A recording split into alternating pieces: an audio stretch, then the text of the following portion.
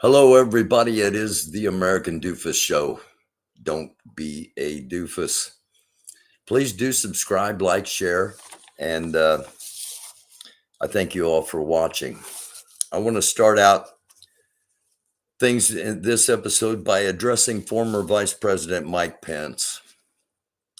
Mr. Former Vice President, we were political rivals, but never enemies. The culture of politics has changed. I always had respect for you. When you decided to link yourself to Donald Trump, I understood the political motivation, but morally, you lost that respect. You helped to create a monster, not only a single monster, but a multitude. I'm calling on you to stand up, help to defeat what you helped to create. I called you an American hero, and I stated that you temporarily saved democracy in one of my live broadcasts on January the 6th. You did the right thing. It's past time to keep doing the right thing. The world is witnessing the power of standing up to a bully. The only way to combat lies is with the truth. You bring the truth and others will follow. When we ran against each other, you started every one of your speeches by saying, quote, I'm a Christian, a conservative, and a Republican in that order, end quote. Mr. Former Vice President, time to add American to that list, as I always questioned the absence. Stand up to the bullies. Shout down the lies. God and history are watching. Now let's go to the news, and we're going to start with local news for me, news from Indiana, and an Indiana teacher arrested after a video shows him slapping a student in the hallway. Northern Indiana teacher seen in surveillance footage slapping a student in the face last week has been arrested on a preliminary charge of battery. Michael Losinki, 61, of Osceola, Indiana, was taken into custody Thursday by the Elkhart County Sheriff's Office. The arrest comes less than a week after Honsinki allegedly hit a student in the hall of Jimtown High in Elkhart on February 25th. And we do have that footage. Now tonight with Joshua Johnson, streaming weeknights at 8 on NBC News Now.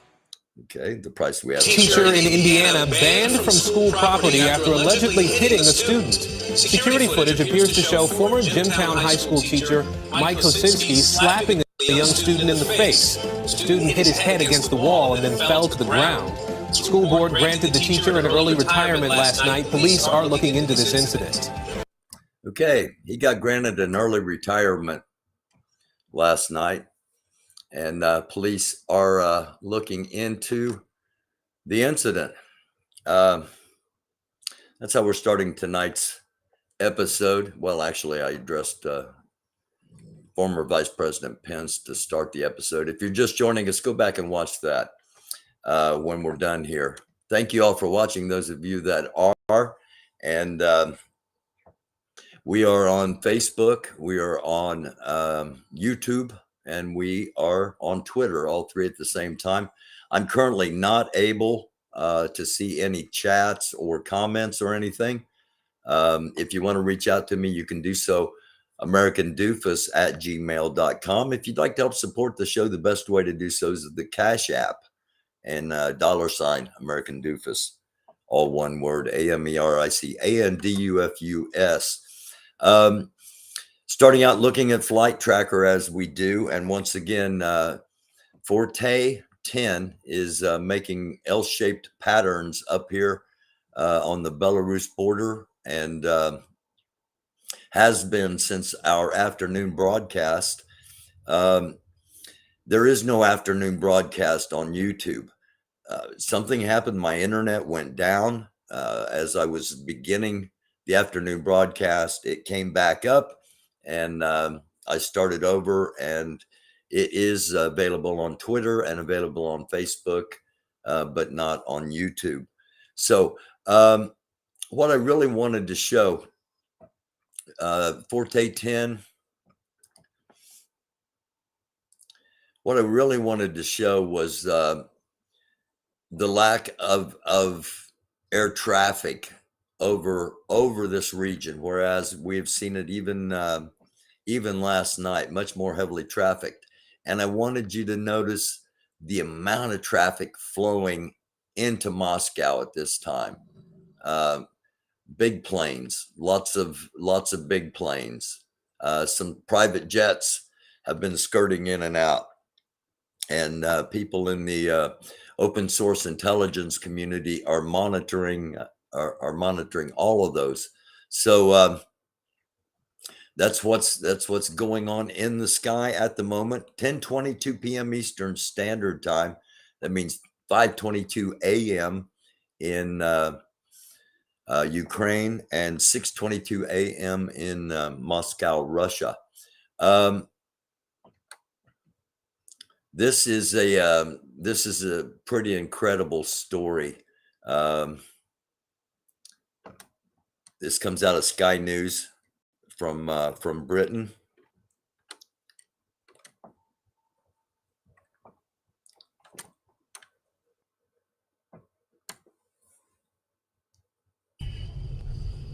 The Ukrainian people are being attacked from the air, from artillery, from ground troops and tanks.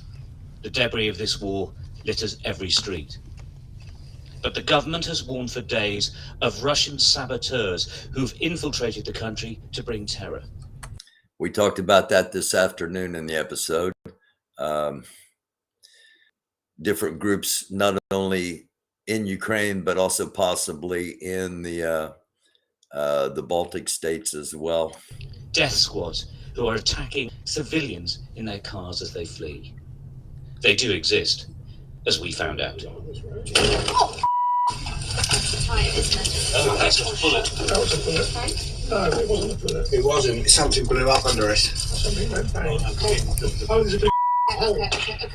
Okay.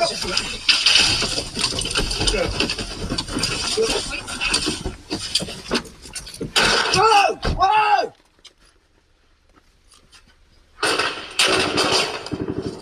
What?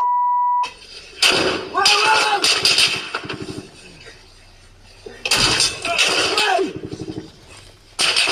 Stop!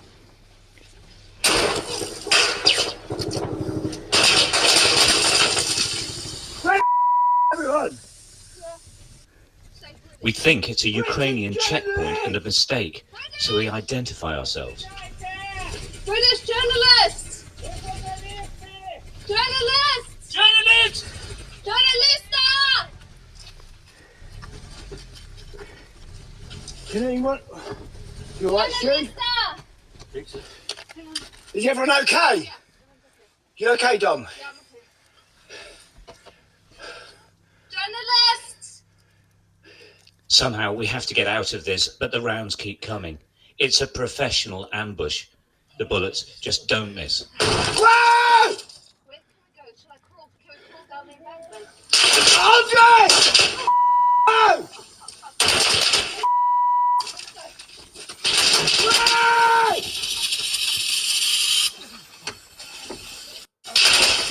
No! Stop!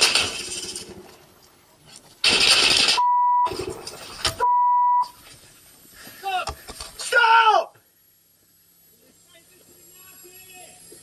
Journalist! I'm hit, but escape the car, and with producer Dominic Van Heerden, we make our way down the embankment. Where are Camera operator Richie Mockler has taken 2 rounds to his body armor, but is still stuck in the car.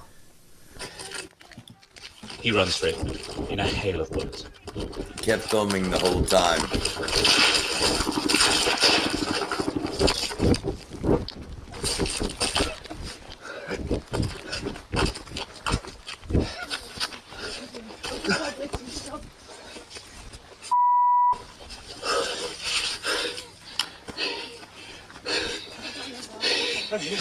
Here you go. Stuart. Go on, Stuart, I'm running. The five of us have made it out of the car, down the embankment, and we just can't believe we're alive. Let's go through there, behind that wall. Go on then. We run into a warehouse unit looking for cover. Go.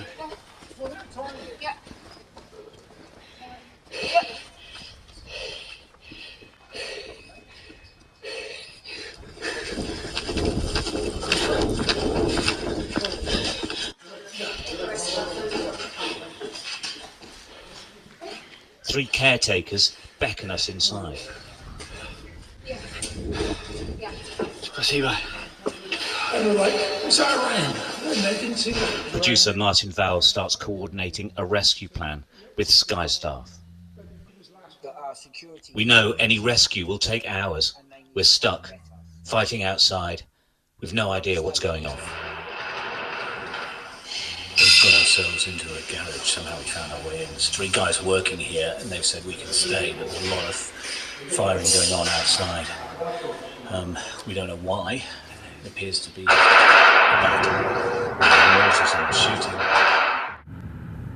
After a mammoth logistical effort, we were rescued by the local police. We were lucky. Thousands of Ukrainians are not. That's from Sky News.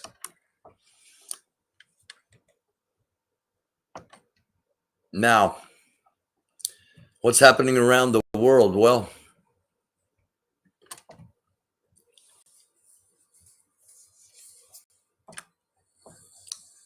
okay. Chinese authorities announced the need to comprehensively intensify military education and training in 2022. Also became known that they're going to increase their military budget to $229.5 million. That came out just about an hour ago. And this was announced earlier today, and I mentioned it. I mentioned it started happening last night in last night's episode, and then in the afternoon update, talked about this a little bit, but it's just gotten worse. As of Saturday, which it now officially is Saturday, anyone in Russia calling the war in Ukraine a quote war end quote on social media, print, or broadcast will be criminally offensive. It will be a criminal offense punishable by up to 15 years in jail. So a lot of the media outlets immediately got out of there. The BBC, CBC, Canadian Broadcasting Company. I'm not sure if the female CNN reporter that has been doing the live stand-ups from Moscow is still there, or if the reporter on the ground is still there. This found this a little bit amusing here. The largest militaries in the world: China, India, the United States, followed by the Ukrainian farmer that keeps stealing Russian tanks. And again, just a little bit of levity because these episodes are heavy.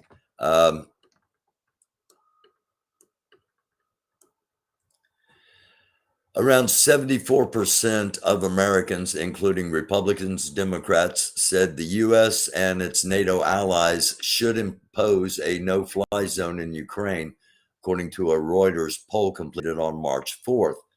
An equally bipartisan 80% of Americans said the U.S. should stop buying Russian oil.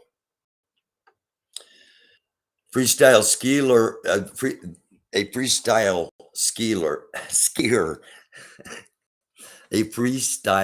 skier who won Ukraine's only medal at the Beijing Winter Olympics, tonight is sleeping in a Kiev parking garage with his family, and how quickly things will turn.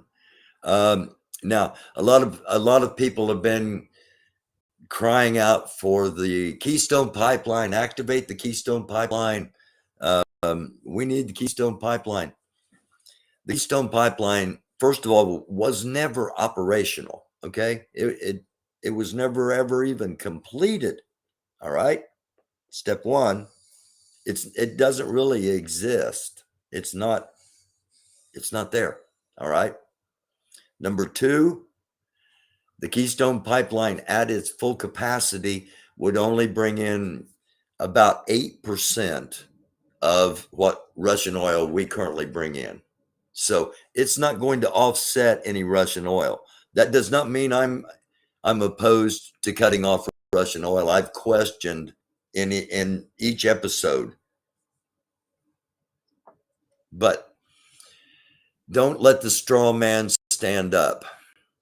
Knock the bullies down, point them to the truth, even though they don't want to see it, even though it ruins their narrative. They've got plenty of things that they need to be talking the truth on. Speaking of talking the truth, American TV producer Jack Hannock was arrested in London and now faces criminal charges for working with a sanctioned Russian billionaire. He used to work for Fox News. This is troubling. This is a report from North Korea. We are ready to give Russia protection. If NATO tries to shoot down Russian weapons, you will taste your own consequences. Kim Jong-il. Which brings me down to this. This was from 3 hours ago. Making North Korea fires unidentified projectile towards the Sea of Japan. When I bookmarked this, it was 1 minute old. Now, when you see North Korea fires unidentified projectile, if you haven't been following things, you might go, WTF. But if you have been following things, you know that this is the 9th test of a rocket by North Korea since the beginning of the year, and directed towards the Sea of Japan. Okay. So when you get the notification, 1 minute ago, North Korea launched a missile towards the Sea of Japan, your first assumption is it's another test, and that's what this proved to be, but at a crucial time, both because of the South Korean election coming up, and also because of the tensions in Ukraine and Russia. So when it comes up, North Korea has just launched an unidentified projectile towards South Korea. If that ever happens, that's the time to, okay.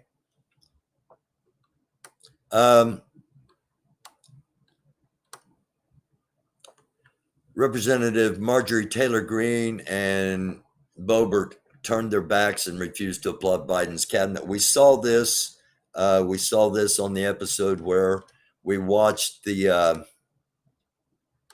State of the Union. But the reason I stopped on that was because of this, which pot, kettle. She calls for stop acting like a bunch of high schoolers, creating drama and spreading gossip that real Americans care nothing about, and learn to take the crisis we are in seriously for all of our sakes. Our future is at stake, and we are all in the same boat. It's time to row together. Okay. As hypocritical as just about anything I've ever seen in politics. And don't think that those two Karens down there aren't bullies. And don't think, Mr. Pence, if you happen to see this, don't think that I wasn't talking about them as well as your former boss. Okay? Grow some cojones, Mr. Pence. You and Rubio and everybody that's supposed to be all pro-American. It's time to be pro-American instead of authoritarian, Putinish, Trumpian them. Stand up. Stand up. No matter where you're at, stand up to the bullies. And again, she's calling on others to end the drama. Quit acting like high schoolers. What is this, Karens? And believe me, if Democrats were doing it, I'd be saying the same thing. Because she's right in one aspect. We are all in this together. Belarusian sources say Russia's moving more Iskander ballistic missiles into Belarus. These missiles carry 700 kilogram warheads and can be outfitted with cluster bombs, thermobaric munitions, or nuclear warheads. They will likely be used against civilian targets in large Ukrainian cities once again. Sadly, that's what we're anticipating is going to happen over this weekend. Over the next 48 hours, we're anticipating that Russia is going to bomb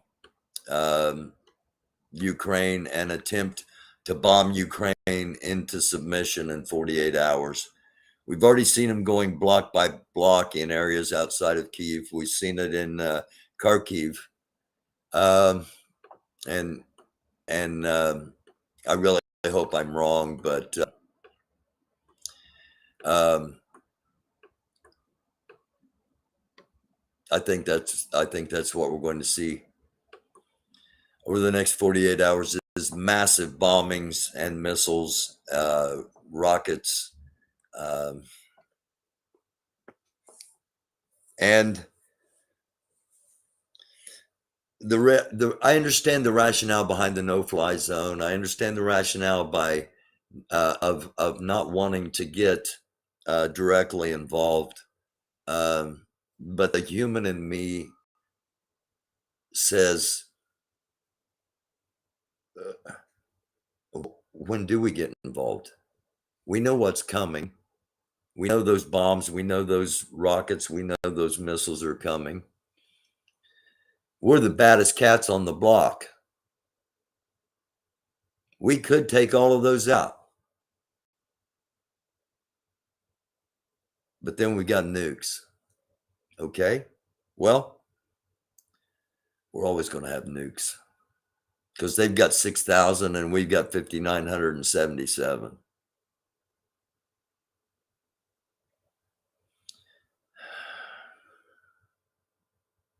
This doesn't end good. This does not end good any way, shape, or form unless somebody in Russia takes Putin out or somehow we meaning the free world, take Putin out. We're trying to take him out economically. I think it's working, but I don't think it's really working on him as much as it's working on the people, and eventually they will rise up. That's why everybody knows martial law is coming, and they called them on it. They questioned them about it, so they couldn't do it right then. Within a day or two, the borders will be closed. They'll be in martial law, and then it will be just Putin's word. Now, I got a couple other things. I get several other things to show, but a couple of things that are going to take a little bit longer. So let me get off my rant and run through. Brian Kelsey announced he's not going to be running to re-election due to a recent exciting change to my personal life. He was indicted for campaign finance fraud in December. So while his wife may be pregnant, he's not running for office because he wasn't going to get reelected.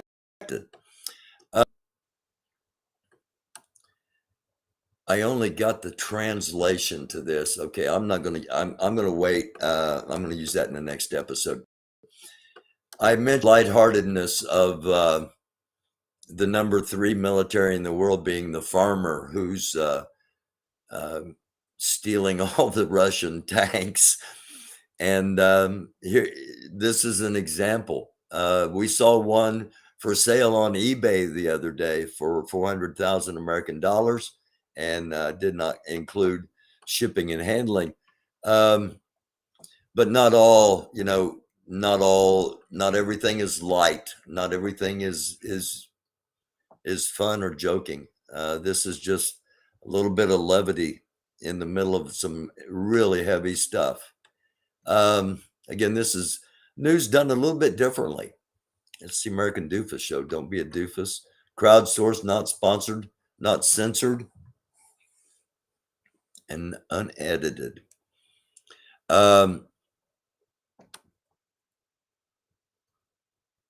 This is some footage from a Russian, honestly, inside shooting outside in one of the battles earlier today from 5 hours ago.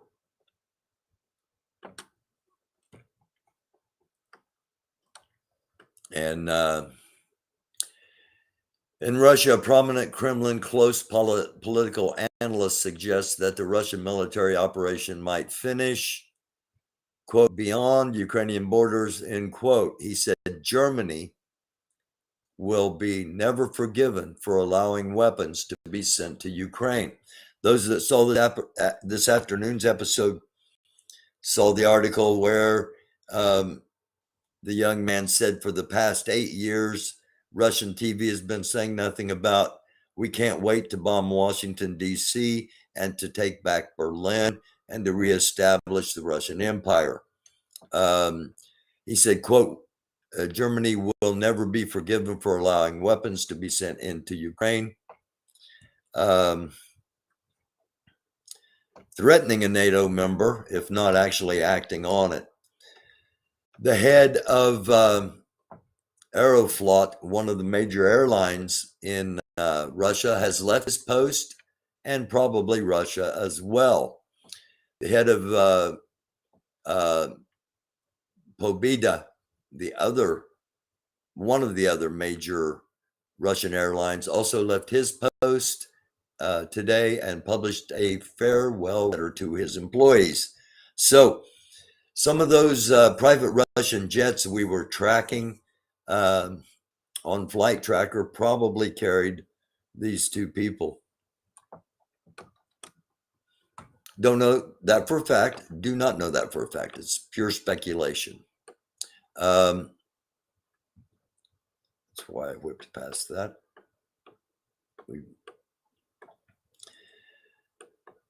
The amount of propaganda in Russia.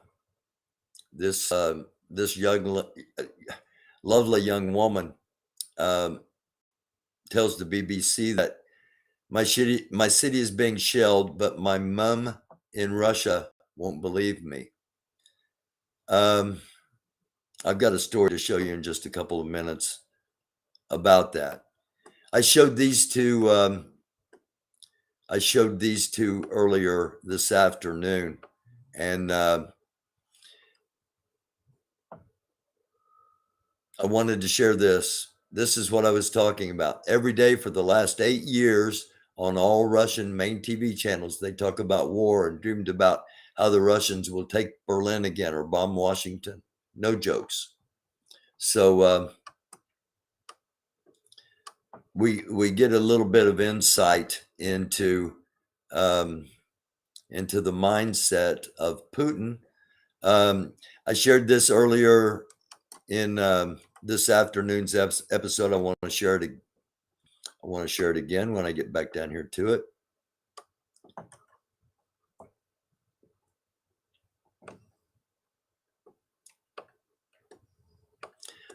You'll hear a lot about Javelin missiles. anti-tank missiles. You'll hear about RPGs and you'll hear about NLAWs. The NLAW, the NLAW, is a shoulder-fired, single-shot anti-tank missile, most impactful when aimed at the tracks of a tank. Same thing with an RPG, rocket-propelled grenade. That is a multiple launcher. You can reload it with grenades and keep firing that. Then there is the javelin. The javelin, as you will see, is quite effective against armor.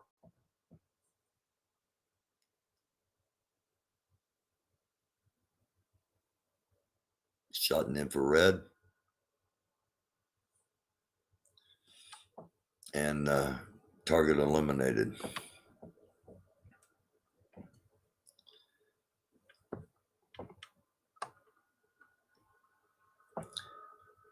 We see a lot of looting.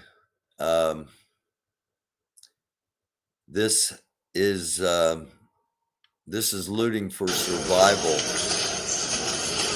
This is Mariupol, one of the coastal cities to the south, and they've been surrounded. They're surrounded on all four sides, going on the fourth day. And finally, they've raided their local mall. Золото, драгоценности. Вот они, патриоты местные, которые разбирают все. Отлично. Вот они, волшебники. Now, there are people that judge the black community specifically as rioters and looters, and may look at these people as how could they? Don't judge people in when you don't know the situations they're in. If you just looked at this randomly, you would think, what horrible people. These people will probably be under Russian control they'll be under Russian control at least until this is over, and possibly annexed into Russian territory as part of a treaty settlement. So don't judge these people, and don't judge anybody that's protesting, and don't automatically assume when you see a black person protesting they're a rioter or a looter. They're exercising a right, because you could call these people rioters and looters too. Все довольны. Все хотят побольше вещей. Люди, держитесь. Стартовые пакеты есть?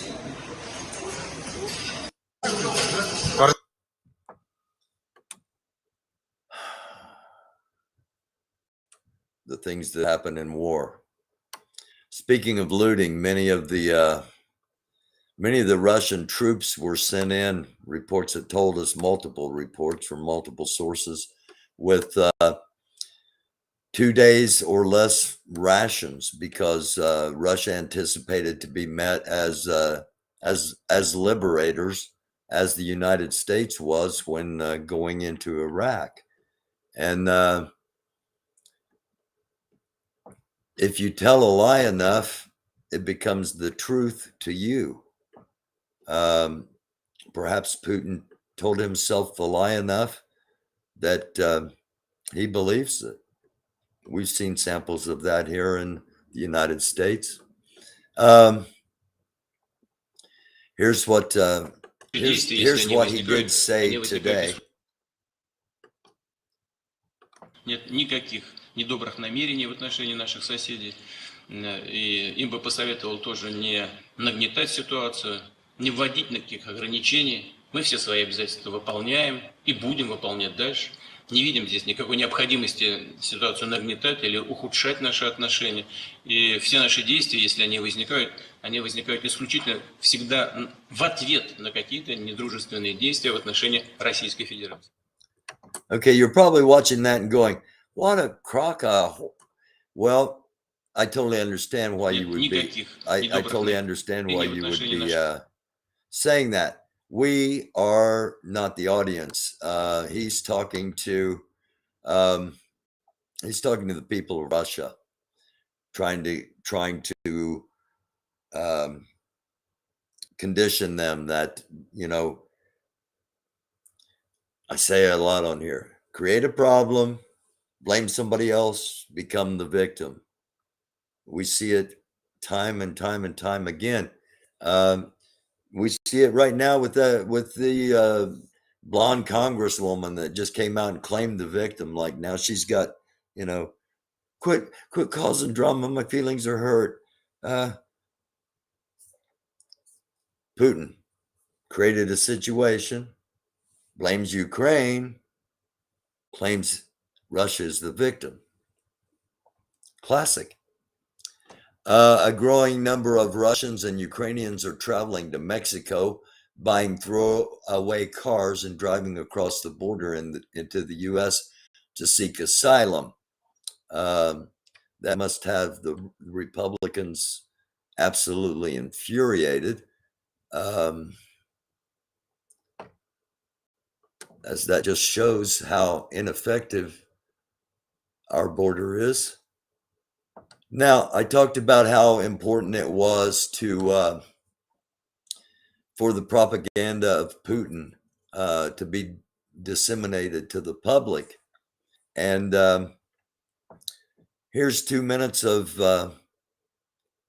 how it really works. How well it really works. Войска, и они сейчас бомбят русскоязычные города, Киев, Харьков. Вот у нас есть несколько кадров оттуда. Пойдем. Я за Путина. Я хочу вам показать несколько... Я за Путина. Я поняла. Даже не буду смотреть фотографии. Ну вот это вот ничего этому не... Я за города, Путина. Харьков, Киев. Нет, ну расскажите о своей позиции. Я за Путина. Я за Путина, я во всем за него. Да Киев никто не бомбит, я этому не верю. Вообще я считаю, что Путин, наверное, умный человек и знает, что делает, поэтому у меня нету какого-то негатива к этому. Значит, так надо. Вот, ну, вот это мое мнение. Значит, ну, мы же ничего, никак повлиять на это все не можем. Мне тоже как бы не нравится вся эта ситуация. Не думайте, что как бы нам это все нравится, потому что я понимаю, что и санкции ведут, и все равно, получается, будет бить по нашим карманам. То есть это и инфляция, и ну какие... Eventually, the real feelings come out. И безработица та же самая. Ну, значит, ну, надо так. Я так, ну, вот тут у меня только мое мнение такое, что значит будем терпеть, надо. Правительство России хочет ухудшить своим действием жизнь простых граждан. У нас уже наложены санкции, от нас уже отказываются множество стран, с которыми мы сотрудничаем, могли бы дальше сотрудничать и продолжать жить. Но, к сожалению, этого не получается сделать из-за того, как наш президент и верхушка ведут себя в чужой стране. Как-то мне не хочется прямо это говорить, потому что у нас как-то это... Ну, может за это быть какая-то опасность, поэтому я лучше воздержусь от этого. Я просто за мир и все. Мне не хочется войны. Превентивный удар, он всю жизнь, да, тысячи жизней, это правда, это горько, это больно. А что вы прикажете делать? Ждать, пока на нас нападут? Путин такого не мог сделать.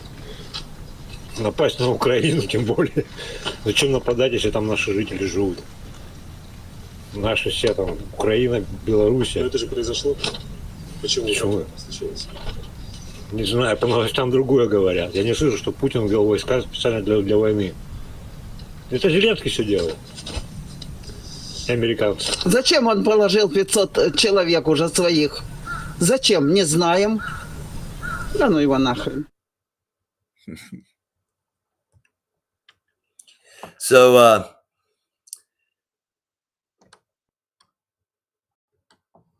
I want to go to this map.